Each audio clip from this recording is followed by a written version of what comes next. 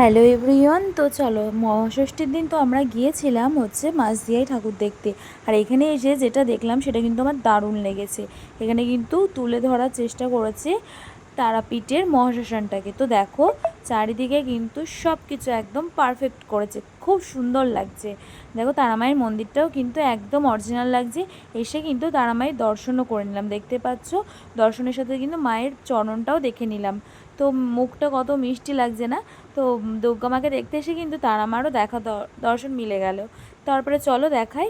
এখানে কিন্তু ঠাকুরটা এরকম করেছিল। আর এই যে দেখতে পাচ্ছ, এই যে একদম আউটফিটটা, যেখানে তোমার হচ্ছে নিচে মানে আর কি ছাই, তারপরে গুল এইসব দিয়ে করেছিল, মানে পুরো একদম অরিজিনাল লাগছিল। তো সব মিলিয়ে দারুণ ছিল। আর এখানে দেখো মরা পোড়াচ্ছিল, একজন অ্যাক্টিং করছিল। এখানে দেখো কতটা সুন্দর।